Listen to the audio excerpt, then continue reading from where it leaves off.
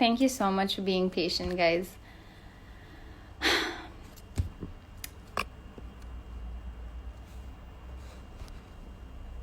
Hi, Sophie.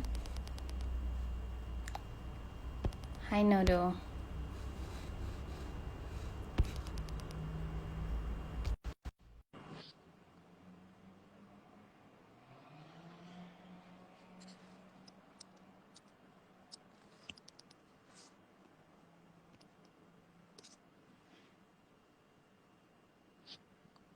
So we're being joined by Dr. Beka Bakhtadze, and he's a cardiologist. Hi, finally. What's up? What's up? How are you? Doing good, doing good. How Okay, are you so guys? so for people who don't know you or haven't met you, could you There are please? people who don't know me. People who don't know you, I know, unlucky. So actually, I'll tell them a story about how I met you. The day I met you was because you were my BAD lecturer. I mean, you were assigned to groups, and you came up with the name Jon Snow because you were so into Game of Thrones back then. And we had William Osler, Alexander Fleming, and Jon Snow named after scientists. But Hmm. you really like Group 3 because of Jon Snow. That's the real reason. So tell us, Becca. When was that? That was like 6 years ago? That was 8? Yeah, more. Yeah. 7 years ago. You 7 were years ago. Yeah. Yeah, you were Fun small. times. Fun times. All right. Thank you for your invitation, Becca, So and I applaud let's you. start I back applaud then. your enthusiasm. Let's start back then. You were a medical student when you were teaching becoming a doctor, and how did you? Correct. Sophie says, "Viva to Alexander Fleming Society." We will ignore what Sophie just said. So yeah, thanks for the invitation, and I'm glad that you are sort of being active with the social media part. I saw you on Twitter, I saw a Twitter post, and I I highly, catch everything. yeah, yeah, I highly encourage everybody to basically join Twitter. It's sort of academia, social media, if you were to be interested. To tell you about me briefly, as you mentioned, I graduated from TSMU 6 years ago, 7 years ago. I had a chance to work with you guys for a year before I transitioned into my residency here at Emory University at internal medicine, and then for last year and a half, I've been at one of the community hospitals here in the Atlanta area, and now I am 20 days away from my cardiology fellowship at the clinic. Cleveland Clinic. That's amazing. Congratulations on that, Thank you. by the way. So you work with minimally invasive cardiovascular procedures, you ECMO, VAD. Like there's so many things you work with. But just generally, could you just walk me through what a day in your life is like as a doctor? Gotcha. Gotcha. So just to make it clear, so I am starting my fellowship now, and but all the things you just mentioned, those are not necessarily bound to just cardiology. Those also is all the practices you just mentioned is used in the medical ICU during the residency. People actually get the pretty good exposure to like all the procedures you were saying. For me right now, I am one of the ICU physicians at this O'Connor Medical Center. This is where I'm working at. I had like my last week rotation this month. Day of my life to describe it started. It's the regular 7 a.m. 7 p.m. day in the ICU where I have multidisciplinary rounds, basically around 9 a.m. or so. I pre-round on my patients and then with basically primary nurses of the patient, unit managers, case managers, pharmacy, respiratory therapy, we basically sit down and discuss the patient's case. And it's not just superficial discussion, it's mainly involves, especially if it's a new patient, I try to dive into the chart pretty deep in regards to know exactly what it's starting from the basic chief complaints, the reason to the behind the presentation of to the hospital, all the way through what we have done so far. And one of the key things I want to underline here is that, especially for those who may and who are willing to pursue careers, especially in the United States and anywhere in the world, what matters, especially I heard a couple of your other guests, mainly internal medicine, cardiology, and so forth. One of the key things here is that in internal medicine, unless you're a proceduralist, which some of the internal medicine specialists do follow, the key things that you do to the patient is number one, you talk to them, and number two, you give them medications. So daily, it's highest importance for me to go through the active medication list of the patient, because no matter what I think about their differential diagnosis, no matter how smart I am, what matters is what medications, what prescriptions does the patient get in the hospital, especially that matters in the ICU, because trust me, there are certain things that one can easily miss without paying very precise attention to it. So that's one of the things. Then I usually try to get done with procedures before the admissions come in. That would probably last from around 11 a.m. through 2 p.m. or so, and then throughout the day, I try to follow up with all the studies and all the imaging and so forth, whatever was done with the patients.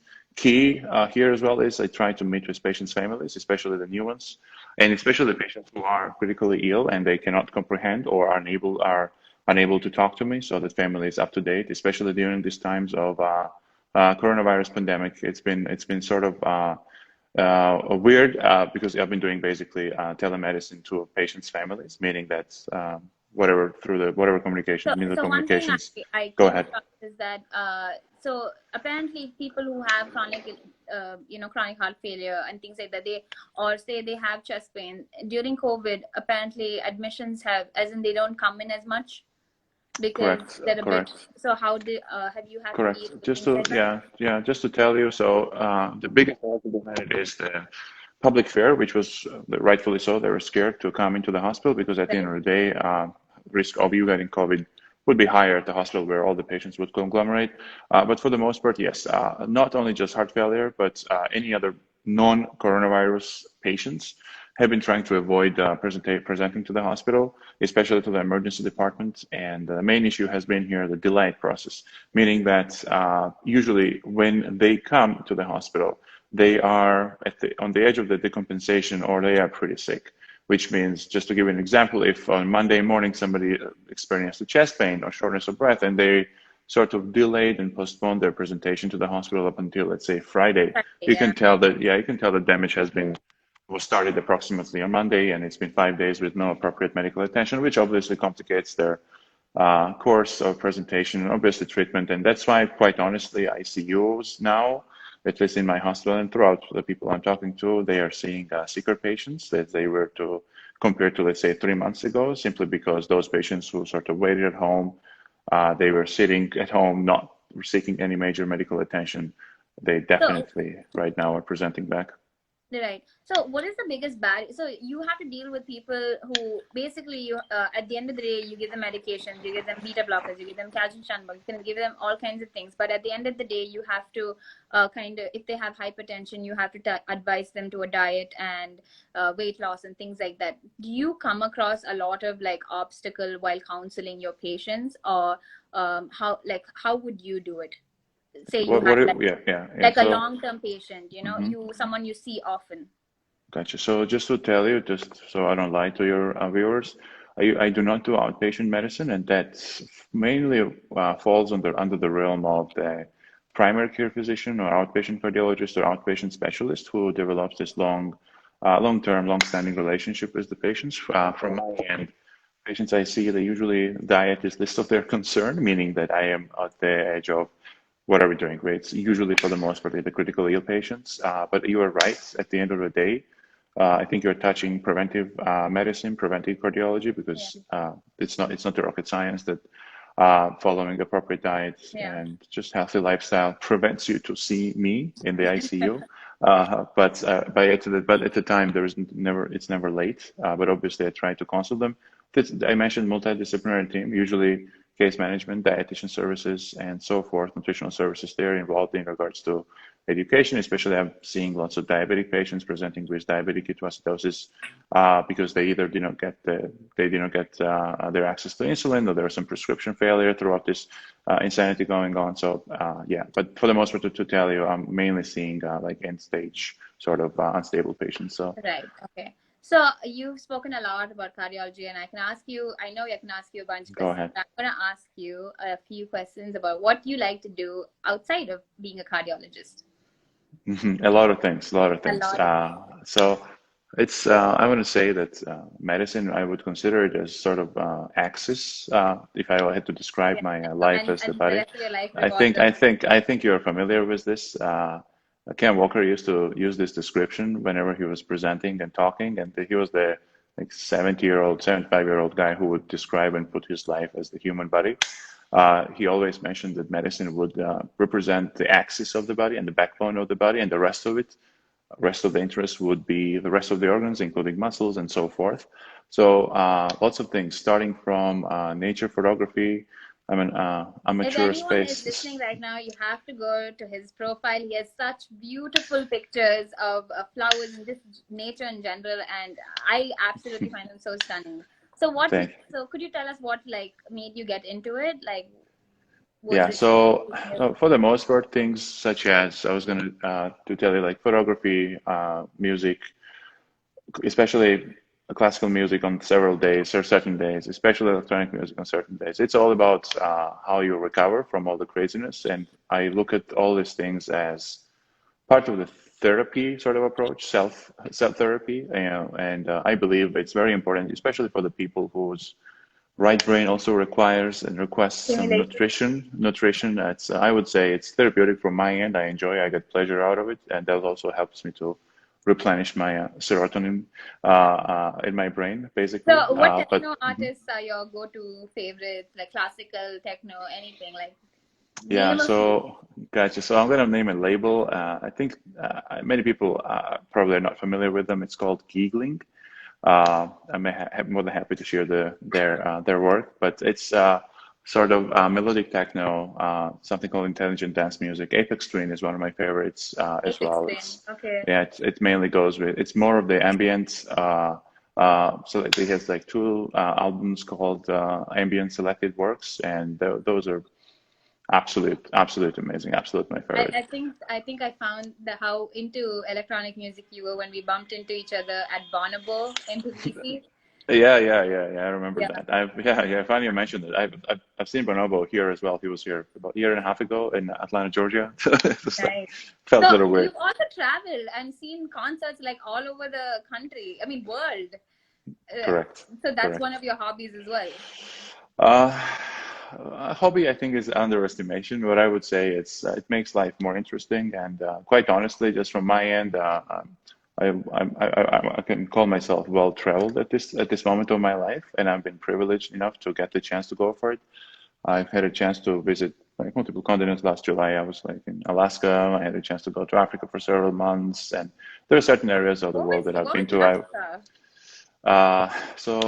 As a senior resident at Emory, they have global health scholarship program, Oh, okay. which four of my classmates applied to, and we went to Ethiopia in Addis Ababa. There's a huge hospital. It's called Black Lion, also known Tikur Mbesa. It's sort of Emory Exchange, and I mainly did ICU rotations there. Very one of the best experience of my life, teaching, just getting to know people, culture, so forth. And partly, not partly, but I really enjoy experiencing different cultures in regards to it helps me to grow as a human being, and it widens my horizons. And at the end of the day, those things matter a lot. So before you leave, I would like to ask you a small question, a bit of a personal one. Um, what do you think are good qualities a doctor should have? Or what do you think that good qualities I if understand. help I you? understand. I have not. I would say I've been practicing at bedside for the last 5 years, and one of the key things that I have sometimes frustrated about would be lack of actual decency and actual care to the human being's life. Because the more patients you see, you sort of become numb. And I don't mean to stay completely emotional and let have your emotions to take over you and basically make you non-functional and numb. But on the other hand, one should try to not to become immune, because at the end of the day, you're dealing with the human being, and you're behind that human being. You have no idea what is going on. You don't know what their families look like. You don't know what the troubles they're going through. So at the end of the day, one needs to concentrate on patient themselves and not just the disease. I sound very cliche right now, Yeah. but that's very, unless you realize that, it's very hard to realize what I'm talking about unless you experience it in life. And you will see it as you advance through your career. Lots of people who just do their job just to check several things, but there are certain things that, trust me, it's more than just the disease. It's been building a relationship with the patient, caring and trust me, it will make your work much easier. Much more meaningful as well. Correct. Thank you so much for joining us today. Thank you for taking time to talk to me and talk to all of us. Pleasure. Good luck to you and everybody. Yeah. Yes. See you. Bye. And that was Dr. Beka. And before we go, we have a quick session with Nodo. He has just matched into an internal medicine program, and he will be leaving next month. So, very exciting times for him. And I'm very glad that he has decided to come share a little bit of his journey in medicine.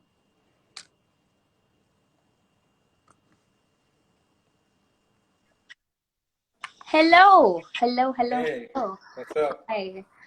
So, Nodo, I was just introducing to everyone who doesn't know him already. He's a graduate from the class of 2019, finished step 1, finished step 2, CS 3, is gotten matched into residency, matched into Sunny downstate. He is leaving for a month. The man, the myth, the legend, Nodar Maisuradze. Take it away. Hey, what's up? How's everybody So, doing? tell us what led Mr. Nodo to medicine. Oh wow. Let's go That is with a question you should have. That is a question you should have asked me about 7 years ago when I actually applied. But it was a risky decision. I didn't really know what I wanted to do. I knew things that I did not want to do, and medicine was not one thing that I did not want to do. So I was like, why not? I was like 17 years old, so I said, why not? Let's try it. Okay, I guess I made the right decision, sort of. Yeah, I think so. Yeah. So what made you choose what made you choose internal medicine, or like how did you go down that path, and cardiology and things like that? Sure. So when I actually did start learning about medicine, about second half of first year of medical school, then second year, I thought I wanted to be a surgeon because I really loved the acuity. I loved how cool it was to be a surgeon.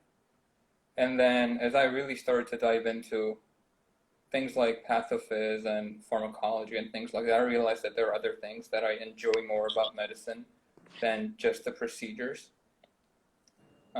So, before I started rotations, I was pretty sure I was not going to do surgery. And then my first rotation was in internal medicine, and I went in with a pretty open mind. And I actually really did enjoy it because I got to apply a lot of the knowledge that I enjoyed acquiring. So, I was pretty much dead set on pursuing medicine after that rotation, but I still kept an open mind. And everywhere else, What are the clerkships and rotations did you take in the US, and could you share a little bit about your experiences there? Sure. So in total, I did 12 weeks of clerkships in the US.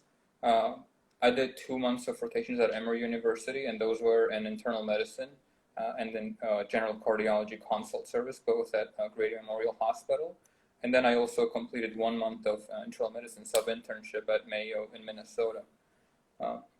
The thing is that the rotations here and the rotations in the United States are very different in terms of what is expected of you as a student, especially on a sub-internship. So, the first day, second day of Mayo sub-internship, I was basically flooded with responsibilities that I had no idea how to handle. And being put under that much stress really compels you to grow, learn, and get better. So, during those 12 weeks, I learned a lot about not only medicine, but how to navigate teams and how to navigate the hospitals and how things work and, a whole bunch of things. That was a priceless experience for sure. One of the interesting moments that you had in a hospital you shared with me recently, and I wanted you to talk about it a little, the patient that you had. What do you mean? I'm sorry, So you had a patient. I was asking you about any memorable incidents you've had in the hospital, and there was a particular patient that you had in mind, the person who took a picture of your badge. Sure. Yeah, so that was on my first ever rotation in the United States. I was on a medicine service at Grady. The way that medicine services work, I think, in a lot of the United States is that medicine kind of becomes the dumping ground of every other specialty that does not want to take patients. So you will as a medicine team, you'll get patients that you don't really think are fit to be yours, and they should be on other services. So I had a patient who clearly had a surgical issue. They had a gallstone stuck in their common bile duct, or we thought he did. The thing with advanced imaging, such as an MRI, is that there is a pretty big line to get an MRI. So the patient got dumped on us, and we were waiting on an MRI because the surgeons don't want to operate without having an MRI, right? So, the patient was basically stuck with us for about 7 days, with me not being able to do anything other than, just keep him fed and hydrated and waiting for an MRI. Right. Every day I'd go in and I would basically apologize, saying that, I'm sorry, we cannot get you an MRI today. There's a big line, And then by some miracle, surgery called us and they said that they were going to take the patient on their service, even though we still could not get an MRI. And when I went into the patient's room to tell him goodbye and say that, he's going to the surgery service, he actually thanked me for the care I provided, and asked me if he could take a picture of my badge so he could remember who I was. And I was pretty stunned, because I thought that, us as a medical team would not live up to the expectation, because we kept him in the hospital bed for no good reason for 7 days, did not get anything done. But apparently just me going in there and spending, 10, 15, 20 minutes, depending on how much time I had that day, and just, keeping him company was good enough care for him to actually Remember tell you. me that. Yeah. I remember you saying this. You said there are some things you can provide for your patients, and then there's some things you can, meaning you can physically provide them with things that help them through their disease and their illness, and then there's just being a decent human being. So I wanted to ask you about another important thing is, you do something that is so incredible. You have been a long distance runner for a while now, and recently you ran for 32 kilometers. How, when, why, and what? Well, first of all, hold your horses. I'm not a long distance runner, and I have not been doing this for a while. Okay. For the average human being, running 32 kilometers is long. Yeah, so I've always been active through different, by doing different things. Just regular, go to the gym and lift weights. I played tennis in high school, so I've been active for a very long amount of time, and for the past 12 to 14 months, I've been running on and off just as a hobby, and I really got into it because the first few times I ran, the feeling you get after a run is pretty indescribable. I also started running when I really had nothing else to do and nothing else to occupy my time with. I was getting out of medical school. I had nothing that interesting going on in my life for the next few months, and I knew I was going to be, I had a job, but it was not very demanding. I had a lot of free time, and I thought, spending that much time on the couch watching Netflix or YouTube, might as well just go out and do something. And I thought, in my head, I was thinking, if I can run for a year, and if I can make it into a habit, when I start residency, when I'm in need to run, because I need to de-stress, I need to keep my health up, because I've been at the hospital all day, and I need to burn off all those donuts that I ate over lunch. I thought it would come as second nature. So I kept on, and yeah. What are the things you like spending time on other than running? I like taking photos, just like Beka. Yeah. So do you? I like printing photos a lot more than I like taking photos. A lot of people take pictures, and a lot of people take great pictures. And what happens most of the time is that those pictures end up being on, digital platforms, and they're on the screen. And the first few times that I printed a photo that I'd taken, it takes on such a different life that, right now I'm convinced that the final destination of any good picture taken should be on a piece of paper, in an album or on somebody's wall, rather than on Instagram or Facebook. Nothing wrong with that, but I just personally think that printed pictures tell a much better story than digital. Yeah, photo albums are genuinely priceless. Like, any day of the year, you can just open one up. It's beautiful. So I wanted to ask, before I let you go, one last question. Do you think there are certain qualities that make a good doctor, a teacher, which is something you have been? You've been a teacher for a couple of years in USMD. You've taught. Uh, You've been a teacher for about 3 years, 4 years. yeah, maybe 3 to 4 years on and Yeah. off. So how was that experience, and like, what did you learn from it? So you mean being a teacher in general? Yeah. I do not, again, I do not classify myself as a well-seasoned teacher and a professional No, in what I'm doing. just I your just, experience teaching. I just go in and, I have a passion towards things in medicine. I like talking about it. And I don't know where, I know very little about medicine, and I realize that in teaching allows me and gives me the opportunity to first humble myself and actually remind myself of how little I know and how much there is to learn, and also allows me to learn at the same time, um, which is one big positive of being involved in teaching. The second one is that you actually make connections with people. You actually have students. Um, if you, I don't like that word, but you actually mentor people and develop that kind of mentorship relationship. And that is a lot of fun to foster. And I've had mentors myself, and I look up to them. And every time I see them, or every time I communicate with them through different means, it always I always look up to them. And there's a lot of things that they've done for me that I don't think I can repay them. But what I can do is I can provide the same quote unquote services to other people, Yeah, and pay it help forward. them the way I was helped, which is pretty cool Yeah, to be able to say. and I know that you are one of the most hardworking people I know. You've been so disciplined at it, and truly, Sure. I'm no joke, really. What is one thing that has kind of kept you consistent in this journey towards residency, towards being a doctor, towards medicine, everything? That if not just one thing, like if there's anything you can attribute, even Yeah, so personally. I think that big picture wise, it's always important to be doing what you like doing.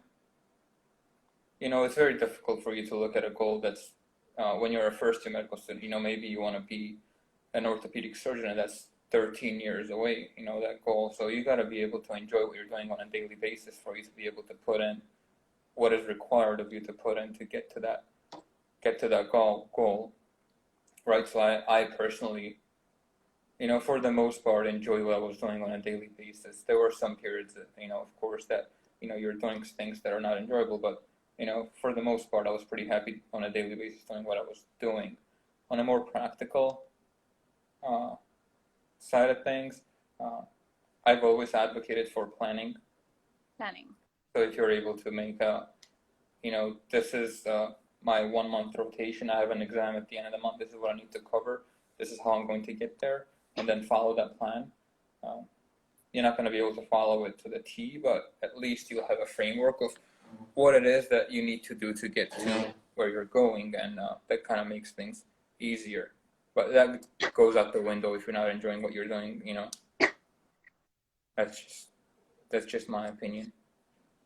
Thank you so much for joining us today, Nodar. Thanks for having me. Have a good day. Bye.